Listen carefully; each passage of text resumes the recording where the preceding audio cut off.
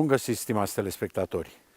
Ediția de astăzi o consacrăm în exclusivitate unei vetre monahale de mare renume în tot spațiul românesc și dincolo de frontarele acestuia, vestita mănăstire Nicula, care de-a lungul secolelor și-a împropriat o istorie și o tradiție care a însoțit generații după generații de credincioși și care îi aduce și astăzi necontenit în pelerinaj la această mănăstire și pe parcursul anului, dar în mod deosebit, după cum probabil că bine știți cu toții, cu ocazia marelui praznic al adormirii Maicii Domnului, când aici are loc o mare sărbătoare a creștinătății ortodoxe românești din Transilvania în special, dar și din întregul cuprins românesc în general.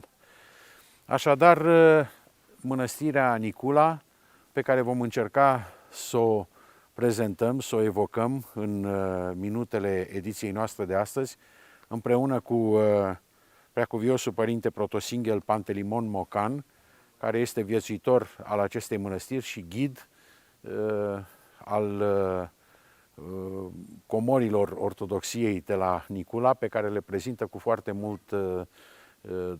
multă dăruire vizitatorilor, grupurilor care sosesc neîncetat aici la mănăstire. Și acum când filmăm noi, mănăstirea este cercetată de grupuri venite. Puțin mai devreme am văzut chiar un grup venit tocmai din Argeș. Așadar, Preacuvioase Părinte Pantelimon, mulțumindu-vă pentru prezența în emisiunea noastră și pentru primirea ospitalieră pe care ne-ați rezervat-o, vă rugăm să începem în modul firesc, așa cum facem peste tot evocarea mănăstirii Nicula, cu cele mai vechi mărturii privitoare la viețuirea monahală de aici și cum s-a structurat mai apoi istoria mănăstirii în etapele sale cele mai semnificative. Vom începe, desigur, cu mărturiile care vorbesc, păstrate în conștiința viețuitorilor de aici, legate de un pusnic cu numele Nicolae, care a dat chiar denumirea mănăstirii. Nicula de la Nicolae vine. Da, așadar. Da, așa este. În primul rând, bine a venit la noi la mănăstire. Toți oaspeții sunt bine primiți în mănăstirea noastră. Cei care au fost la noi sunt convinși de acest lucru. Dar așa cum a spus Sfinția voastră, ne aflăm într-o mănăstire de tradiție românească, foarte veche. Ea undeva se pierde în istorie începutul ei, undeva în secolul XIV a rămas în tradiție locală, că aici a locuit un sihastru, un pusnic pe nume Nicolae, care în timp și-a dat numele său, numele localității de lângă mănăstire și pe urmă chiar și mănăstirii care s-a înființat ulterior.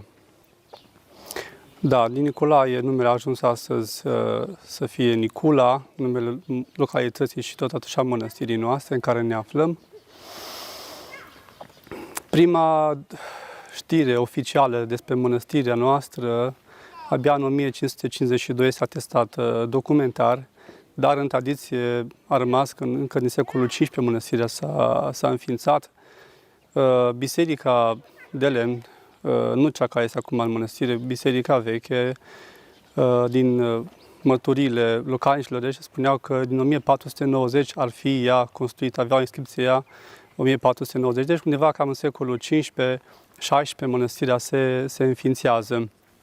Se vorbește și de un an care este alipit bisericii celei vechi la jumătatea secolului XVI, 1552. Deci este în intervalul acesta, sfârșitul secolului XV, prima jumătate a secolului XVI.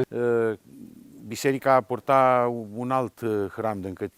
Da, Sfânta Treime avea hramul. Din păcate, biserica originală a mănăstirii a suferit un incendiu.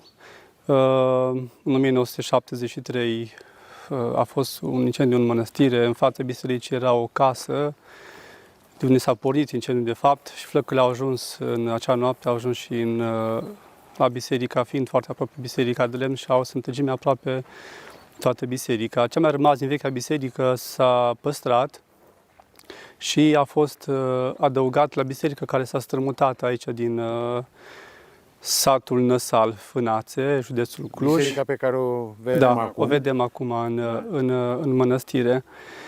Mărturile despre biserica veche spun așa: în biserica de lemn, cea care a ars, părinții care au fost mai de mult aici, a rămas tradiție că a fost două clopote, una cu 1401, clopot care avea să fie folosit în primul război mondial ca și topit pentru a fi folosit ca și muniție de război, și încă un clopot din în jurul al 1700, aproximativ 1690 și ceva, cam acolo, ceea ce atestă faptul că biserica este mult mai veche, de 1552. Ea a fost și refăcută în 1714 lângă orașul Dej era o cetate la Benediug, contele de acolo, Sigismund Corniș, chiar o reface această biserică. Prin meșterul Grigori, așa s-a notat. Avea inscripția pe ea, vechea biserică, pe o bârnă. Este un context istoric acel moment pe care o să-l evocăm puțin mai târziu, când vom vorbi și despre celebra icoană făcătoare de minuni a Maicii Domnului cu pruncul. Da, așa este, așa este. Acum vedem toată lumea care vine la mănăstire, vede această biserică și ea de altfel foarte veche, de secolul 17, 1650. După mărturia altor oameni care au fost la mănăstirea noastră, spuneau că ea de fapt provenea dintr-o altă localitate, din Țop, județul Sălaș, care cândva ar fi fost mutată și ea în Năsal, Fânațe, iar pe urmă a fost adusă... 1770, da, cumva să fi fost acolo și apoi adusă în 1973 aici. Deci este o biserică cu mare vechime și asta este de la jumătatea secolului XVII. Da, așa este. Da. În orice caz, merită subliniat și aspectul caracteristicilor sale destul de arhaice ale bisericii vechi de lemn, pe care o vedem acum, pentru că, în primul rând, nu are pridvor, este plan navat, absida este decroșată, este mai îngustă, are 3 laturi, dar colțurile sunt teșite și această formă cu 3 laturi, fără pridvor în față, este o caracteristică a lăcașurilor mai vechi. Ulterior, prin secolul XVIII, cam când era ea pe la Năsal Fânațe, la 1770, se construiau unele dintre ele la mai mari dimensiuni, așa cum de pildă o vedem în părțile acestea, Biserica lui Horea, celebra biserică din Muzeul Etnografic din Cluj, făcută la 1773, deci la numai vreo 3 ani distanță față de data pe care o invocăm noi acum, și care relevă un plan mai elaborat, mult mai amplu, și cu un pridvor care nu este numai pe fațada de vest, ci înconjoară biserica și pe fațadele laterale. Deci e mai elaborat planul, se vede că s-a dezvoltat această lucrare a bisericilor de lemn în timp. Așadar, aceasta ar fi mărturia vechimii bisericii, cea văzută în momentul de față. Dar este important să subliniem faptul că pe parcurs, intervenind celebritatea icoanei pe care o vom evoca în biserica de zid, pe care o avem iarăși în fundalul acestei imagini, a fost nevoie să se construiască și noua biserica de zid. Și am putea să o evocăm tot acum și pe ea, pentru că le avem pe amândouă în cadru. Da. Pe lângă biserica, monument istoric, biserica de lemn, în Mănăstirea mai sunt încă alte 2 biserici. Biserica de zid, cum a spus și Sfinția voastră, biserica mai veche și ea, aproximativ 100 de ani de când ea a fost finalizată. Datorită faptului că la praznicile mari ale Maicii Domnului vinea multă lume, aici s-a amenajat un altar de vară, dar totuși vrea să se poate și adăposti oamenii în biserică și se roage în cele 3 zile de hram. S-a făcut ulterior o biserică mare, o biserică de zid, la sfârșit secol 1775, începută câțiva ani, construită într-o formă și aceasta mai simplificată, care i s-a adăugat pe la 1905 S-a adăugat cele două turle și partea din față.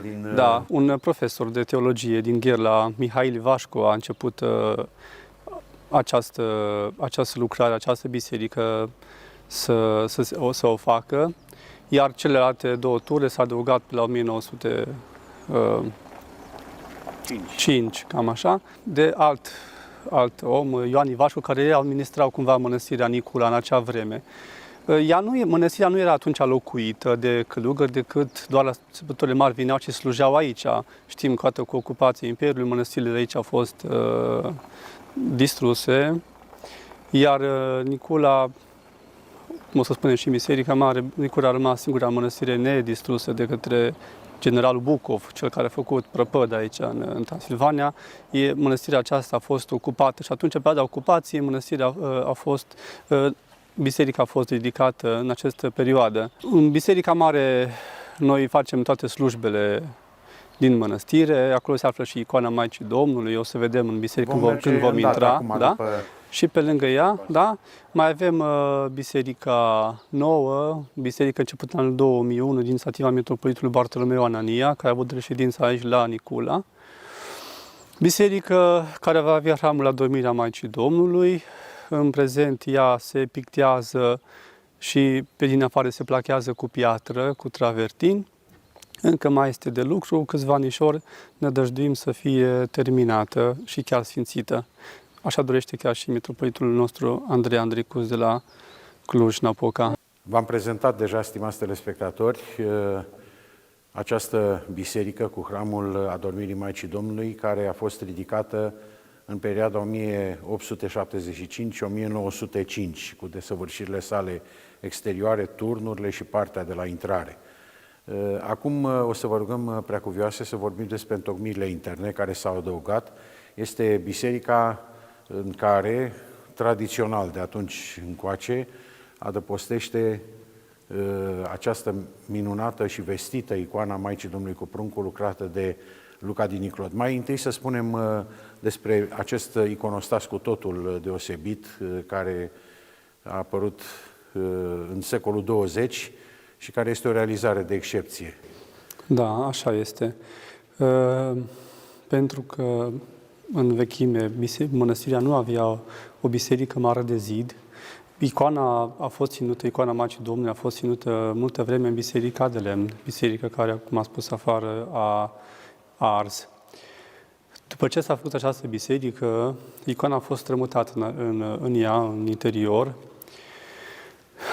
la care s-a adăugat o catapeteazmă, un iconostas cu totul deosebit, făcut special pentru ea, în formă unicată, spunem noi, chiar în lume, prin reprezentarea ei.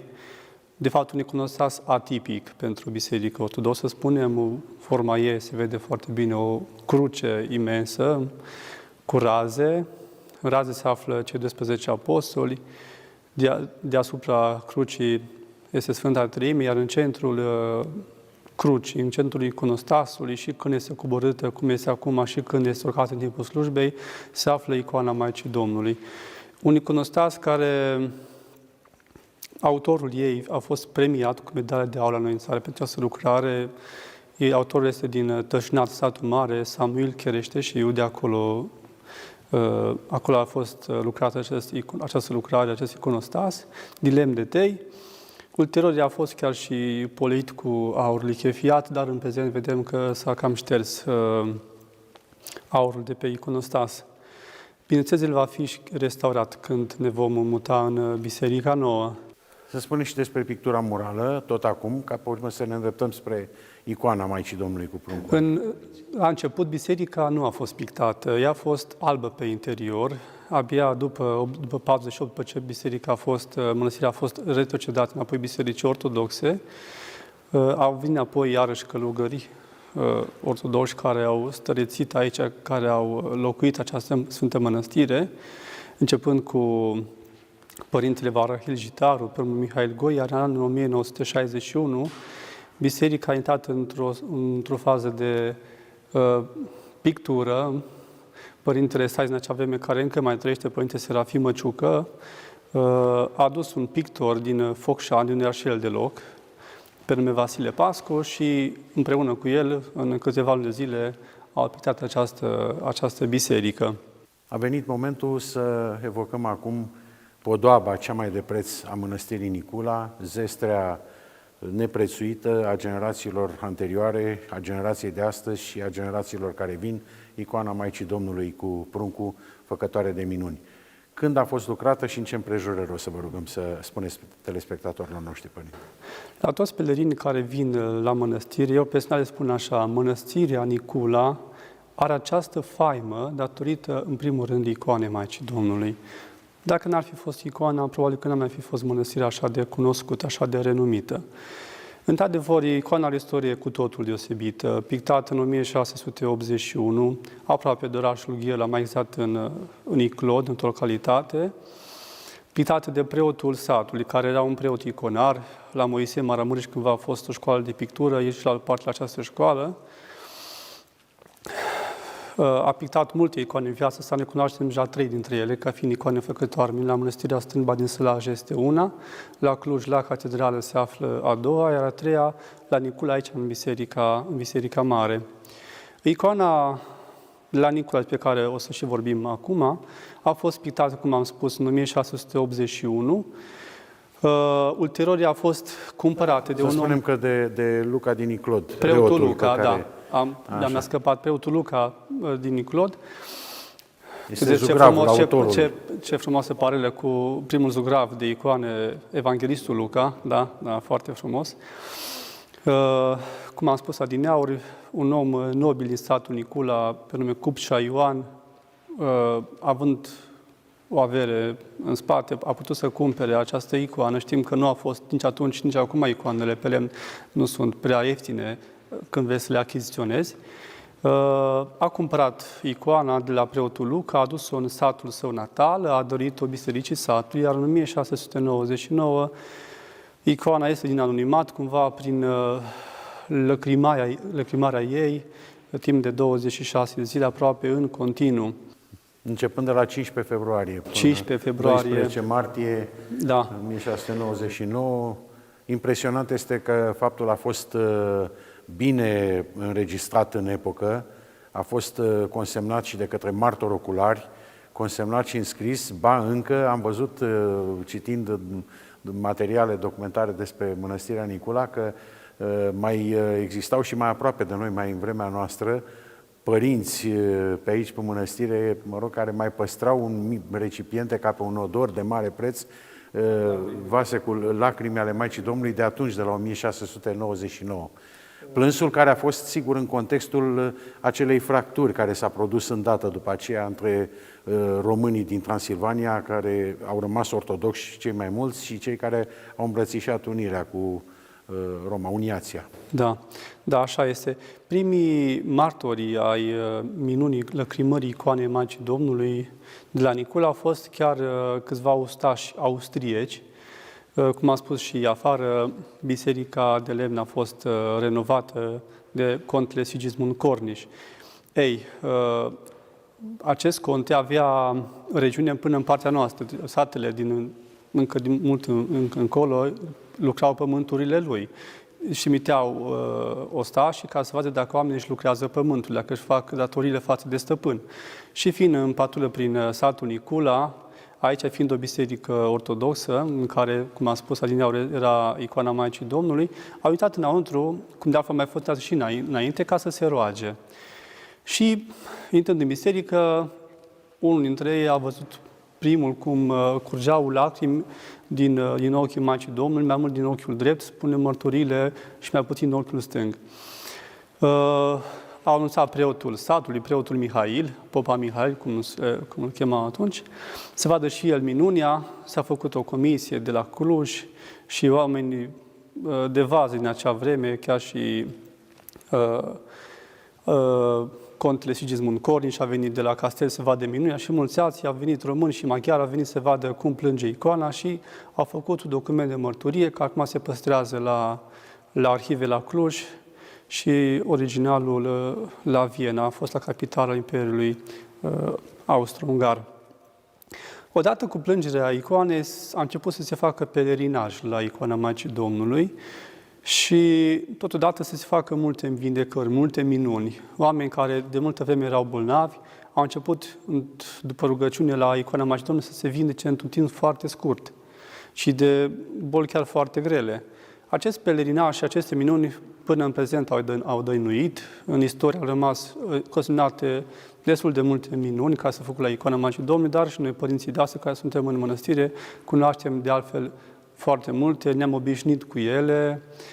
În fiecare an, aproape în fiecare lună, spun oameni cum i-a vindecat Maica Domnului, cum i-a ajutat în probleme care le aveau și nu numai.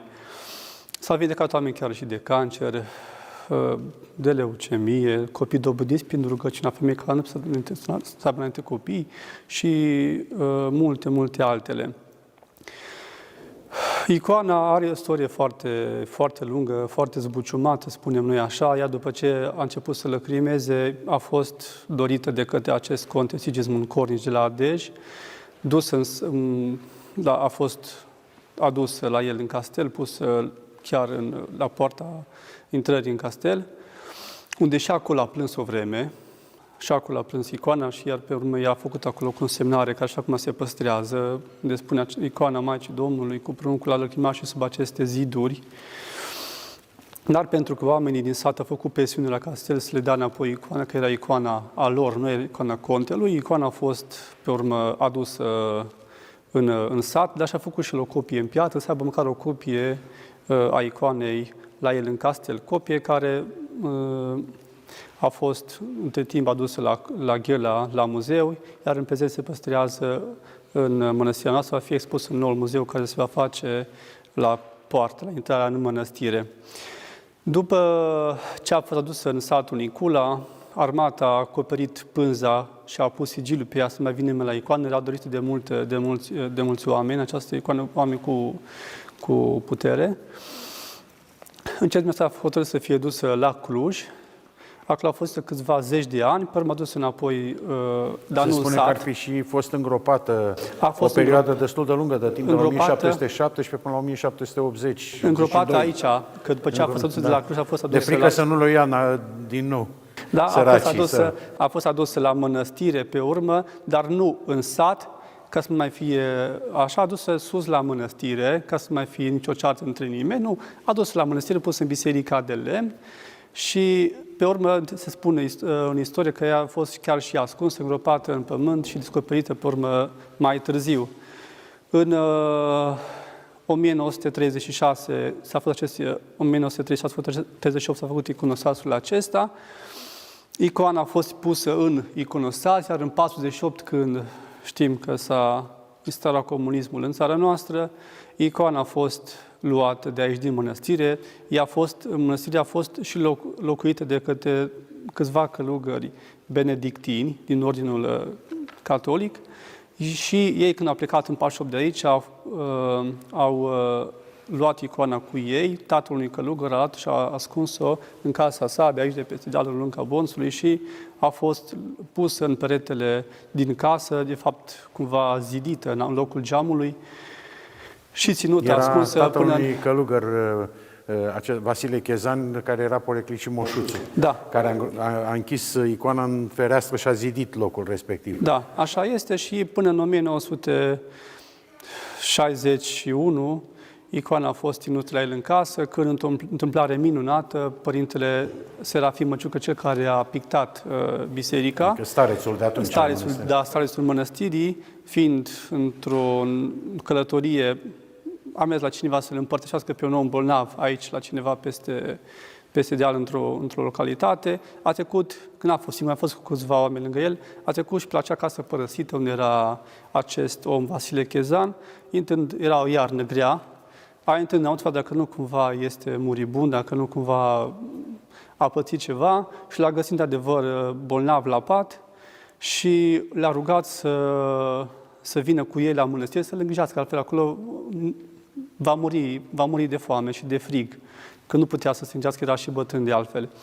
Dar el nu a dorit acest lucru pentru că spunea că are o comoră mare în casa sa și nu poate să părăsească casa.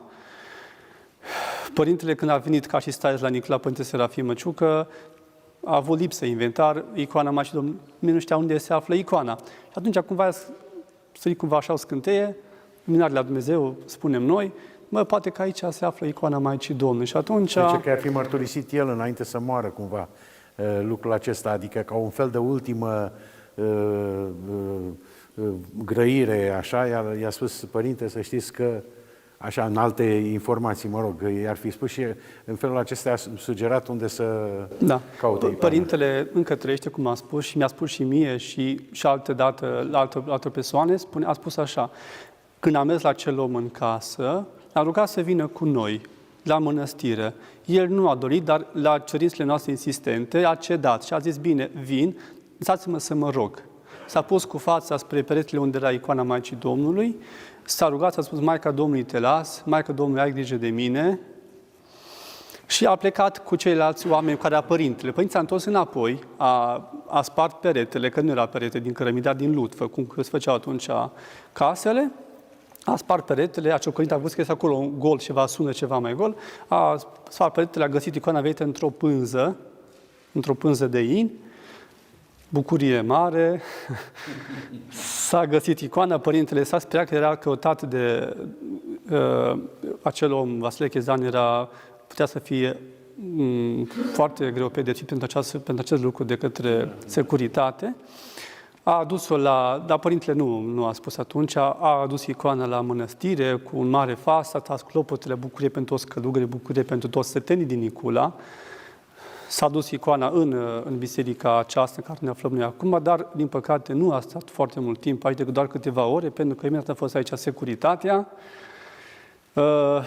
și a vrut să ducă la București, dar a renunțat până la urmă la insistențele părintelui stareț, a adus-o la Cluj, la arhiepiscopie și acolo a fost ținută tot timpul perioadei comuniste. Până în 89, până în 90 a fost ținut acolo în capela arhiepiscopului Teofil Herineanu, ținut acolo, doar el avea acces și seminariști, dar prima fază a fost chiar băgat într-un dulap și pus sigiliul pe ea. La un moment dat a fost rupt sigiliul de către cineva din interior și pusă spre închinare, se poate închina oamenii la icoană. După 89, după Revoluție, icoana a fost intrată într-un proces de restaurare. O doamnă de la Cluj și-a luat această răspundere să o refacă, să o restaureze icoana, iar până în 92 icoana a fost terminată și adusă înapoi în mănăstirea noastră, pusă în iconostasul ei, acesta cu totul deosebit. Și de atunci se află în mănăstirea noastră, doar de 2 ori mai plecat într-un pelerinaj în 99 și în 2000, când s-a marcat 300 ani de la plângerea icoanei Maicii Domnului, s-a făcut un pelerinaj cu ea la Cluj și la Iclod, unde a fost pictată, și în 2007, a 3-a oară, când a fost instalat mitropolitul Bartolomeu, ca și mitropolit, arhiepiscop Bartolomeu, ca și mitropolit la Cluj-Napoca, a fost dus așa atunci pentru câteva zile la catedrala din Cluj-Napoca. În rest, ea tot timpul a rămas aici în biserică. Ar fi potrivit să ne spuneți în câteva cuvinte, să ne evocați acele momente înălțătoare de la jumătatea lunii august, când aici are loc acea mare procesiune și când oamenii vin din toate părțile Transilvaniei, vin și din alte părți ale României și fac acel drum la Nicula, sus în deal, pornind din Gherla până aici pe jos și cântă pricesne și cântă, una dintre cele mai cunoscute este Fiii Lacrimilor, o Măicuță Sfântă, te rugăm fierbinte să ne asculți de-a marea rugăminte, nu ne lăsa, Măicuță, să perim pe cale, că noi suntem fiii lacrimilor tale. Am venit, Măicuță, să ne mai vedem, să spunem necazul care nu mai avem. Da. Deci, frumoase cuvinte și tot ce se întâmplă, vă rog să relatați câteva. Maica Domnului este foarte iubită de către poporul român și mai mult este cinstită, spunem noi aici la Nicula, în mijlocul Ardealului. Obiceiul de a se veni la Nicula, în pelerinaj, pe jos, este foarte vechi. Din istorie cunoaștem sate întregi împreună cu preoții lor, veneau la Nicula începând cu 5-6 zile înainte de hram, ca să ajungă aici, care mai departe să ajungă aici în ajunul hramului, data de 14, și înapoi iarăși acest să repete acele zile până acasă, cam o săptămână, o săptămână de pelerinaj. Oamenii vineau pe jos și încă mai vin cu prapori, steagurile bisericești, cântând, rugându-se, vin la mănăstire. Au trasele lor, fiecare de unde vin, din Maramureș, din Sălaș, Bistrița, chiar și din Bihor veneau mai de mult și chiar și din Hunedoara și Mureș. Oamenii vin și în prezent în pelerinaj, acum, bineînțeles, nu mai vin toți pe jos, acum sunt și mașini, sunt și trenuri, dar încă se mai vine... Dar înconjoară biserica în genunchi, pe jos și acum. Da, o tradiție și ea foarte veche de a se înconjura biserica coată și în genunchi, ca să spuneți despre acest eveniment, despre acest lucru. De fapt, un act de jertfă foarte mare. Nu este ușor să facă acest lucru. Oamenii chiar au primit ajutor făcând acest înconjur în coată și în genunchi de 3 ori numele Sfintei Treimi și în acest timp rugându-se pentru nevoia pe care ei o au. Și Dumnezeu, văgăzându-le jertfa, îi ajută pe fiecare în parte. La Maica Domnului, cum am spus, se vine foarte mult în pelerinaj pe jos, chiar și mitropolitul nostru Andrei Andricuț vine în procesiune în data de 14, împreună cu episcopii și cu preoții și cu credincioșii care vor sluji, vin din Ghelda, din oraș, din centrul orașului, Biserica Sfântul Nicolae, vin până la mănăstire, 7 kilometri, și ei la fel, cântând, rugându-se, vin în alai la Maica Domnului. Pe urmă, rânduiala vecerniei, mai târziu, spre noapte, de pe la ora 20, mai înainte, privegherea, focurile care ard aici, credincioșii care înconjoară biserica, atmosfera aceasta de mare evlavie, de rugăciune care este foarte ziditoare pentru toți cei care ajung aici și pentru cei care aud de ce se întâmplă aici. Eu le spun la oameni că așa sărbătoare de frumoasă, de 15 august, că la Nicula nu există la noi în țară și dacă nu chiar și în toată România, toată lumea ortodoxă. În 14 august, când zeci de mii de oameni, în fața icoanei Maicii Domnului, care se scoase afară pe altarul de vară din spatele bisericii, îi se cântă prohodul, slujba de îngropare a Maicii Domnului, oameni cu lumânări aprinse până mult în pădure, este o atmosferă de har foarte mare, în care noi nu mai trăim în mănăstire decât doar de Paști. Și toți oamenii care participă la acest hram sunt, și pot să dea mărturii de acest lucru, că este o bucurie imensă în care toată grija, toată supărarea, toată tristețea care o au, toate dispar în acele momente de rugăciune, în acele ceasuri în care trăiesc un rai pământesc împreună cu Maica Domnului, în care se coboară și cred că se coboară Maica Domnului și este de față atunci cu toți oamenii care îi se roagă ei. Cel puțin pentru noi care luăm parte la mănăstire, la hramul mănăstirii, la osteneală, care este multă osteneală atunci, noi suntem foarte mult mângâiați în acele ceasuri de rugăciune și ne încărcăm sfătește pe tot parcursul anului până încă la anul când va fi următorul hram al mănăstirii noastre. Urmare minunii plânsului Maicii Domnului din icoana lui Luca din Niclod, urmare faptului că această minune a fost larg răspândită, s-a aflat de ea în toată Transilvania, a apărut aici, în satul Nicula, o renumită școală de pictură pe sticlă, despre care cel mai potrivit loc pentru a fi evocat acest moment al artei noastre medievale, care este în același timp și artă populară, ar fi să vorbim chiar aici, în interiorul Bisericuței de Lemn, unde sunt expuse o parte dintre icoanele colecției Mănăstirii Nicula, care este mult mai bogată, dar care aici are o încărcătură specială, fiind chiar în cadrul unui lăcaș de lemn care aparține epocii în care școala de la Nicula era în mare înflorire și era vestită în toată Transilvania. Preacuvioase Părinte, să spunem telespectatorilor noștri cum s-a născut această școală. E, de fapt, la nivelul epocii respective, un fenomen care n-a apărut din nimic. Pictura aceasta pe sticlă se practica în centrul Europei și în Austria, acolo de unde ea a fost adusă, dar stilistic vorbind, pictura de acolo nu avea nimic comun cu ceea ce au realizat iconarii de aici, din Nicula, și cu ce au răspândit apoi în întreaga Transilvanie.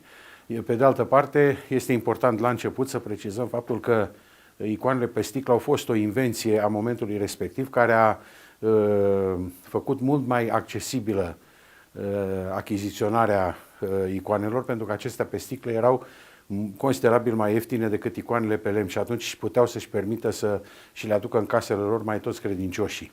De aceea a fost și o cerere foarte mare, o piață, ca să zicem așa, dacă poate fi numită așa cererea aceasta.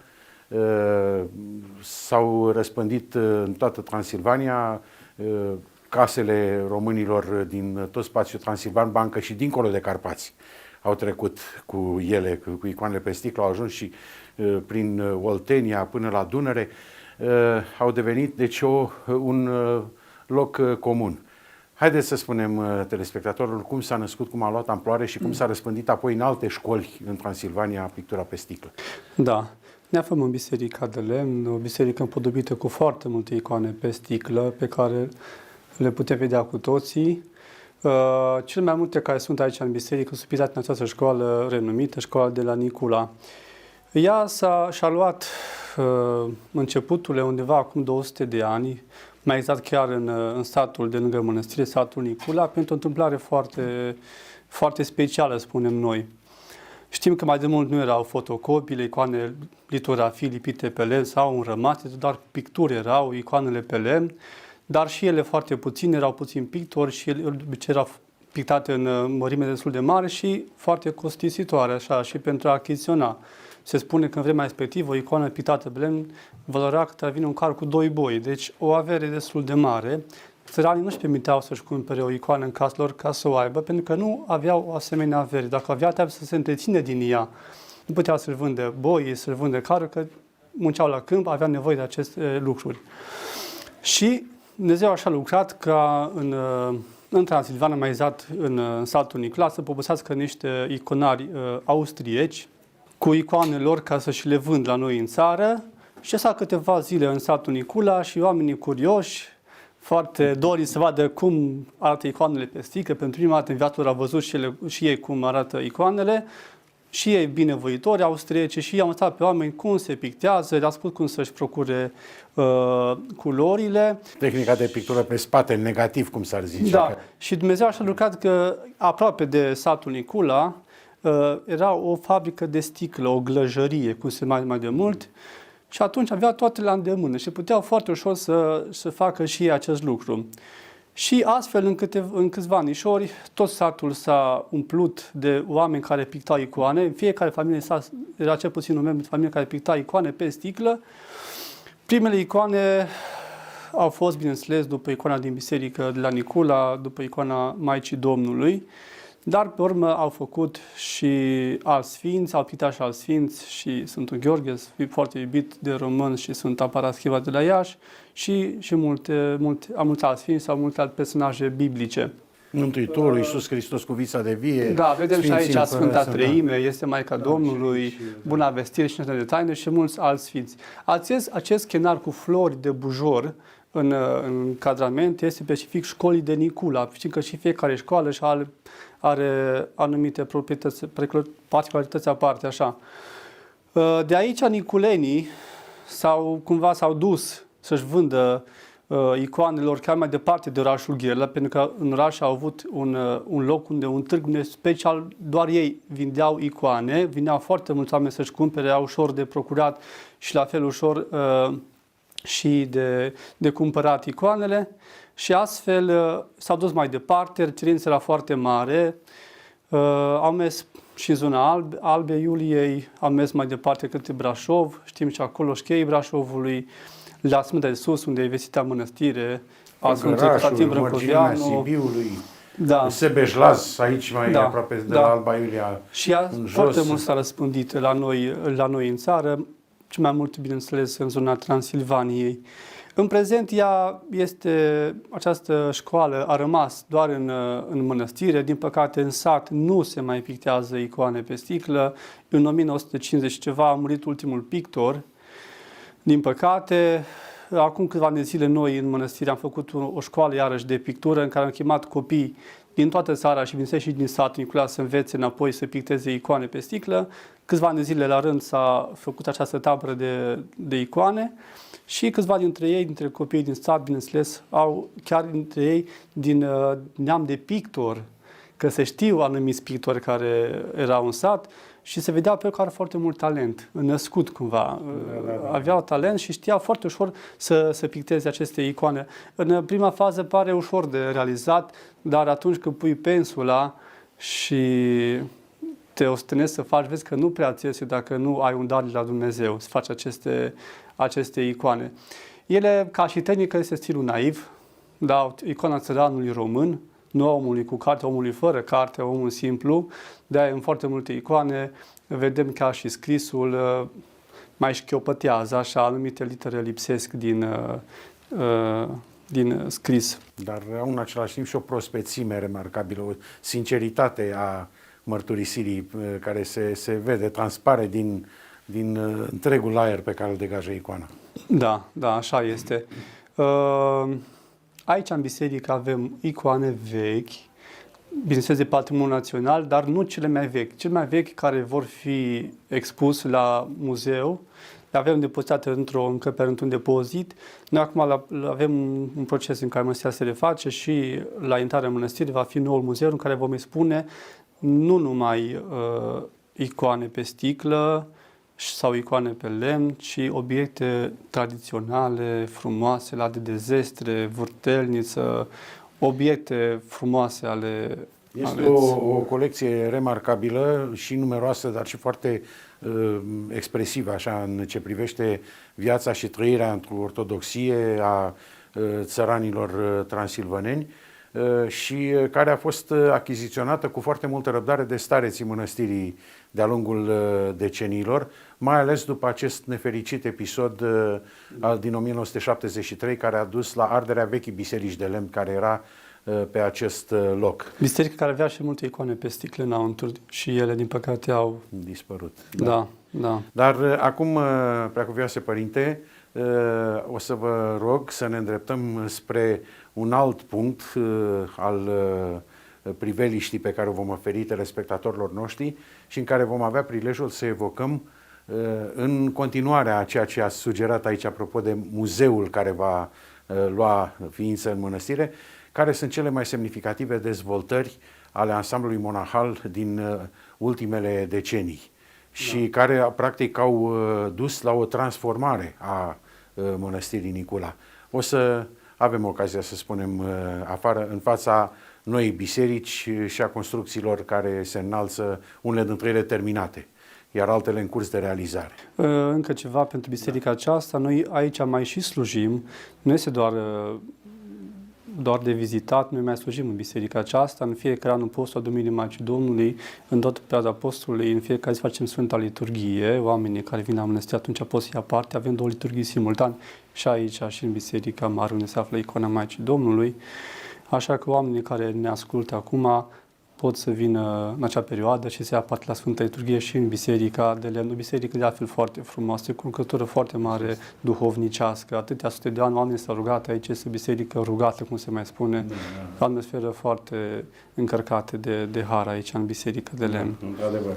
Da. Și în felul acesta se împlinește, ca să zic așa, din ce în ce mai limpede și în contextul economiei de timp ale emisiunii noastre, imaginea ceea ce înseamnă Mănăstirea Nicula venind din istorie astăzi și în continuare pentru vremea ce vine. A venit vremea, stimați telespectatori, spre sfârșitul emisiunii noastre de astăzi, să evocăm aici la Nicula și întâmplările frumoase, ziditoare, luminoase, care au înfrumusețat și au înnobilat, au înălțat această vatră monahală în ultimele decenii și în special după 1990, dar și în perioada anterioară, de când mănăstirea a revenit la rosturile sale inițiale tradiționale de mănăstire ortodoxă, după 1948.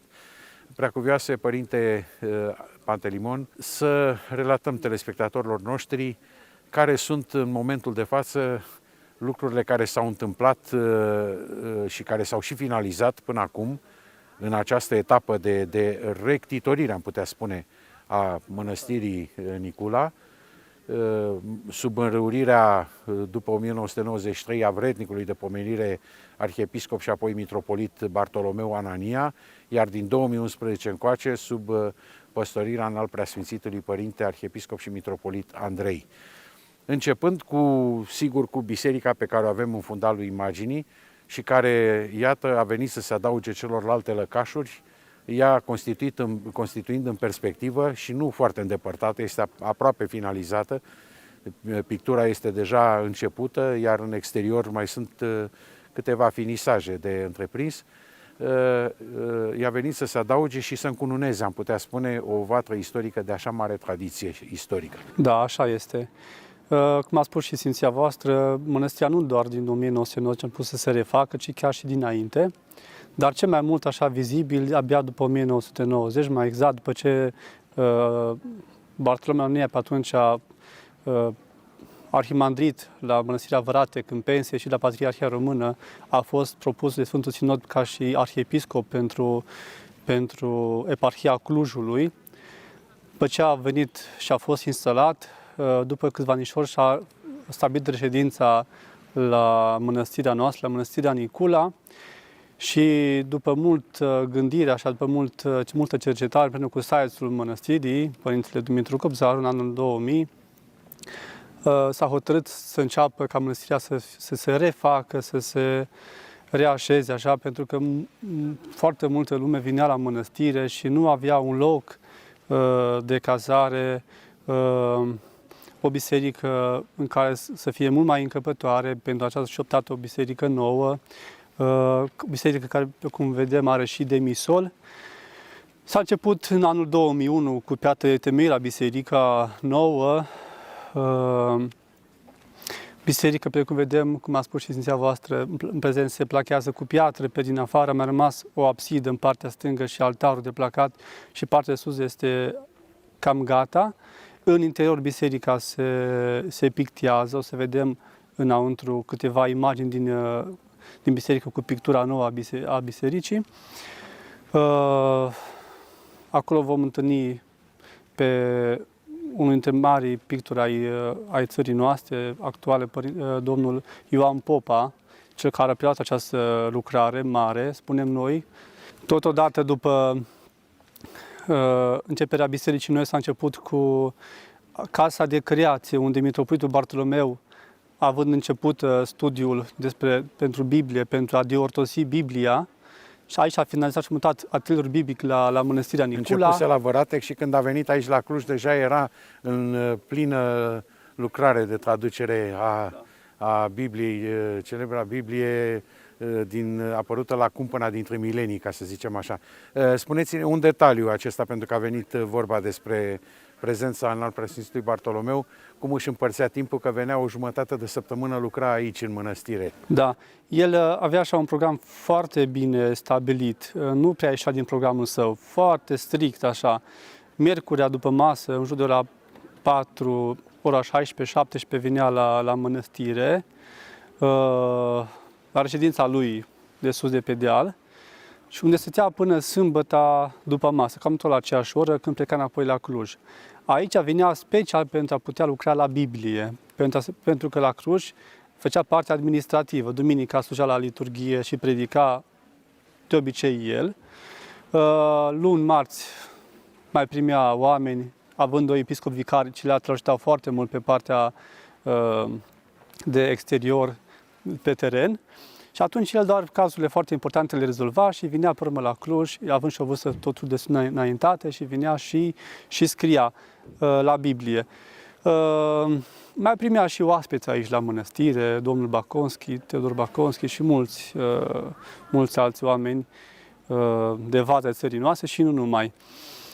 Lucra dimineață, după ce își lua masa de dimineață, după ce se ruga un pic în Paraclisul, să avea și mai este încă Paraclisul cu Hramul Sfânt Apostol Bartolomeu în reședința sa, se ruga, după care începea la studiul biblic, prin comparație, el aducea la zi Biblia. Știm că în timp cuvintele s-au schimbat sensul, a făcut multe note de subsol pentru cuvintele grele în fiecare pagină și eu chiar personal le recomand oamenii care vin la mănăstire să-și o procure, pentru că Biblia aceasta este foarte înțeleasă de oameni, omul de rând, omul care nu este teolog, care nu cunoaște. Ei, aici foarte ușor înțelege mult mai bine Biblia.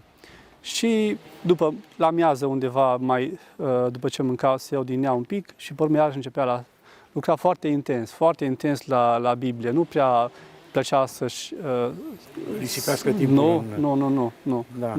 Nu prea. Da, cum am spus, s-a făcut casa de creație, lângă ea este și atelierul de pictură al mănăstirii și o bibliotecă. Pe urmă, în anul 2005, s-a pus partea de temelie la un centru de studii, care în prezent este gata. Sfântul Ștefan cel Mare are numele această clădire, Centrul de Studii, Sfântul Ștefan cel Mare. El este folosit, această clădire, avem un amfiteatru înăuntru pentru preoți când sunt cursuri de formare duhovnicească. Aici la Nicula avem și colocviile, de la Nicula sunt comemorați poeții noștri locali, pentru că în cimitirul nostru avem monumentat chiar și poetul Ioan Alexandru, îl știți toată lumea, și încă doi poeți, unul din Sibiu, Vasile Avram, și unul din Ghereanu, Apostolul Popescu. Și sunt comemorați acești poeți, pe lângă și mitropolitul Bartolomeu și alții. Și pentru alte evenimente, această clădire acest amfiteatru este folosit.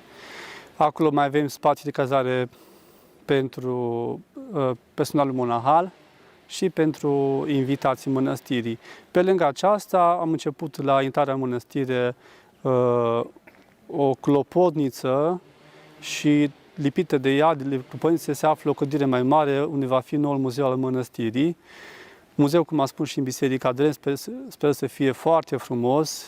Va fi un muzeu românesc în toată amploarea lui, cu obiecte tradiționale, așa, și obiecte bisericești, bineînțeles.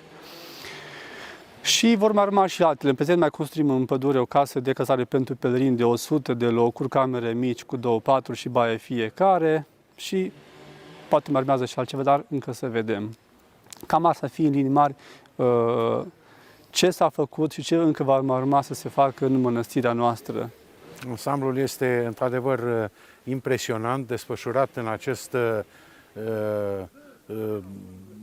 peisaj minunat, așa, așezat deasupra văii care se deschide spre oraș, spre orașul Gherla, într-o zonă înconjurată din păduri pe 3 laturi, și în care acum, într-adevăr, în mod firesc, apare dominant această nouă biserică cu același hram al adormirii Maicii Domnului, și care e important să subliniem și în acest context, la finalul emisiunii noastre, preia un filon al tradiției construcțiilor de biserici din perioada interbelică, prin prezența unor elemente ale stilului neoromânesc, influențe ale stilului muntenesc, care a fost deja experiat timp de decenii și aici în spațiul Transilvaniei.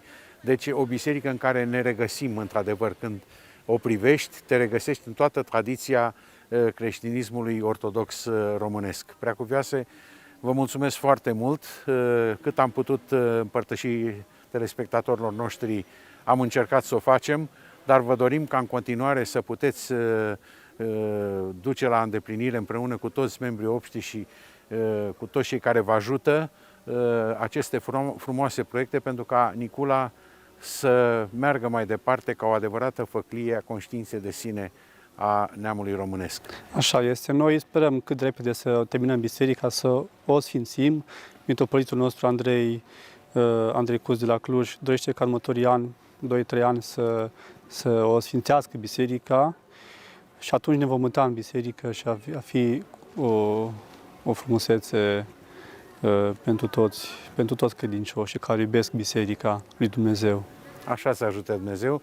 Stimați telespectatori, cu aceasta popasul nostru la Mănăstirea Nicula se încheie, dar ca întotdeauna noi vă chemăm să ne fiți alături la alte și alte popasuri ce vor urma în cadrul ciclului de emisiuni Comori ale Ortodoxiei. Să ne revedem cu bine!